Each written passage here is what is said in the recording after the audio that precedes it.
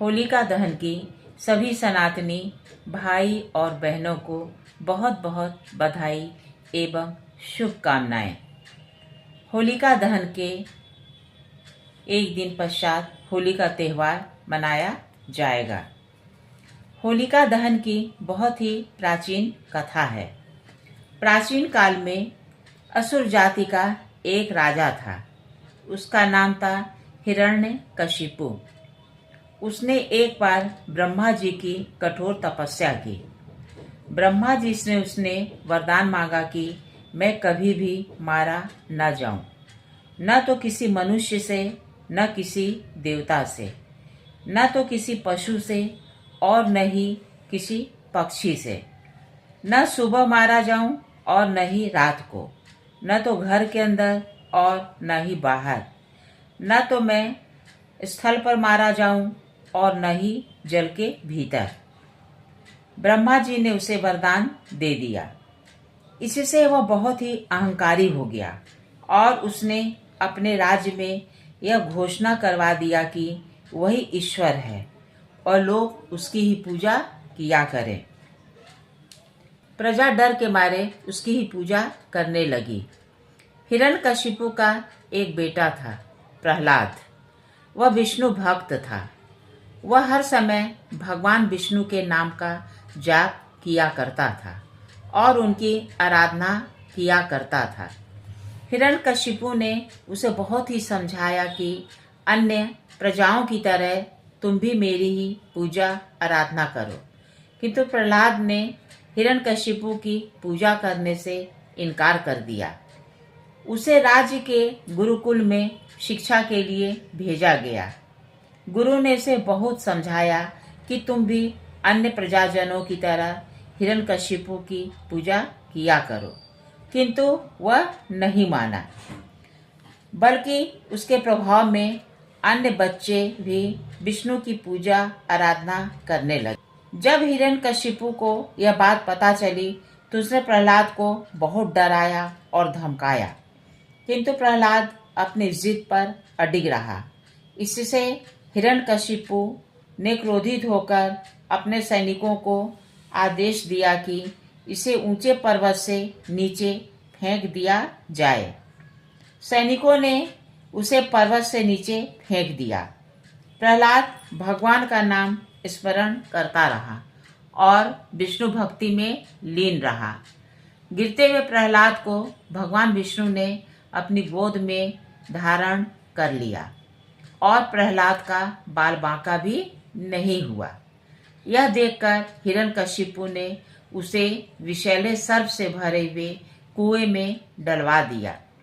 विषैले सर्प ने भी उसे नहीं डसा और वह सुरक्षित बाहर निकल आया। इसके बाद उसे मतवाले हाथियों द्वारा कुचलवाने का प्रयास किया गया। हाथी उसके सामने आकर नतमस्तक हो गए और वह सकुशल रहा। अब यह सब देखकर हिरण्यकशिपु आग बबूला हो गया। उसने अपनी बहन होलिका को याद किया और कहा कि प्रहलाद को लेकर जलती चिता में बैठ जाओ। होलिका के पास एक चादर थी जिसे ओढ़कर अग्नि में प्रवेश करने से व्यक्ति आग में जलता नहीं था। होलिका चादर को ओढ़कर अपनी गोद में प्रहलाद को लेकर जलती चिता में बैठ गई। भगवान विष्णु की कृपा से जोरदार हवा चली और होलिका के बदन की चादर निकलकर प्रहलाद के बदन से लिपट गई। होलिका जलकर मर गई और प्रहलाद बच गया। हिरण्यकशिपु यह सब देखकर बहुत ही क्रोधित हो गया। उसने गर्जना करते हुए कहा कि बताओ, तुम्हारा विष्णु कहाँ है? प्रहलाद ने शांति से उत्तर दिया कि भगवान विष्णु सृष्टि के हर कण कण में विराजमान हैं। इस पर हिरण्यकशिपु ने राजभवन के एक खंभे को दिखाते हुए कहा कि क्या इसमें तुम्हारे भगवान हैं? इस पर प्रहलाद ने कहा कि हाँ, इसमें भी भगवान विष्णु हैं। और वह भगवान विष्णु की प्रार्थना करते हुए गुहार लगाते हुए कहने लगा कि भगवान आप प्रकट हो। भगवान ने अपने भक्त की रक्षा के लिए नृसिंह का वेश बनाया। उनका आधा शरीर सिंह का था और आधा मनुष्य का। वे खंबे के भीतर से प्रकट हुए और उन्होंने अपनी जंघा पर हिरण्यकशिपु को लिटाकर शाम के समय अपने पैने नाखूनों से उसका पेट फाड़ दिया। इस तरह एक आतताई का अंत हो गया। यह कहानी हमें बुराई पर अच्छाई की जीत का संदेश देती है। होलिका दहन का मुहूर्त 2 मार्च की देर रात से होगा। सोमवार शाम 5:18 बजे से पूर्णिमा प्रारंभ हो रही है। साथ ही शाम 5:19 से रात्रि शेष 4:56 बजे तक भद्रा रहेगी। इस वजह से सोमवार की देर रात और मंगलवार को अरुणोदय बेला अर्थात सूर्योदय से पूर्व होलिका दहन शास्त्र सम्मत है। स्नान दान के लिए पूर्णिमा 3 मार्च मंगलवार को होगी, लेकिन चंद्र ग्रहण की वजह से होलिका से संबंधित कोई भी कार्य नहीं किया जाएगा।